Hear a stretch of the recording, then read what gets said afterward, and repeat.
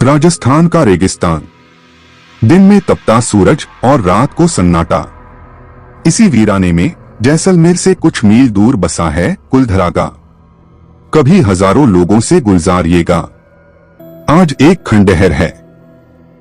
न इंसान न पशु, सिर्फ जले हुए दियों की राख और अधूरी कहानियां। लोग कहते हैं ये गांव शापित है, कहते हैं यहां की मिट्टी में दर्द है और हवाओं में किसी की सिसकियां। करीब 300 साल पहले यहां रहते थे पालीवाल ब्राह्मण। वो न केवल विद्वान थे बल्कि जल प्रबंधन, वास्तुकला, व्यापार और खगोल में निपुण थे। कुलधरा सिर्फ एक गांव नहीं, एक संस्कृति थी। गांव के मुखिया रघुनाथ पालीवाल का बड़ा नाम था। उनकी इकलौती बेटी चंद्रकांता जितनी सुंदर थी उतनी ही तेजस्वी। पूरा गांव उसे अपनी बेटी मानता था।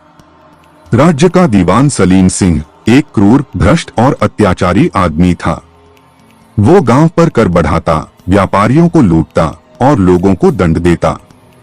एक दिन उसकी नजर चंद्रकांता पर पड़ी। उसने फरमान जारी किया, या तो चंद्रकांता मेरी होगी या पूरा गांव जमीन में मिल जाएगा। गांव वालों पर संकट टूट पड़ा। मुखिया को गद्दी, सम्मान और बेटी के बीच चुनना था। चंद्रकांता ने साफ कहा, पिता, मेरी अस्मिता से बड़ी कोई गद्दी नहीं। पालीवालों ने पूरे राजस्थान के अपने समाज से संपर्क किया। 83 गांवों के मुखियाओं ने एक मत से निर्णय लिया, हम लड़ाई नहीं करेंगे, हम अपनी आत्मा को झुकने नहीं देंगे, हम छोड़ देंगे इस जमीन को।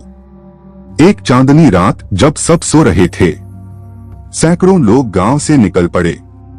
बिना शोर, बिना रोशनी, बिना किसी निशान के। गांव के मंदिर का दीपक बुझा और चंद्रकांता ने आखिरी बार कुलधरा की मिट्टी को चूमा। जाते जाते उन्होंने गांव को श्राप दिया, अब यहां कोई नहीं बसेगा। जो बसेगा वो जल जाएगा, मिट जाएगा और मेरी आत्मा यहीं भटकेगी जब तक सच्चाई की जीत ना हो। कहते हैं चंद्रकांता की आत्मा मंदिर के पास भटकती रहती है। लाल साड़ी, झुकी आंखें और हाथ में एक दीपक। जो भी उसकी आंखों में देखता है वो कुछ देर के लिए अपनी याददाश्त खो बैठता है।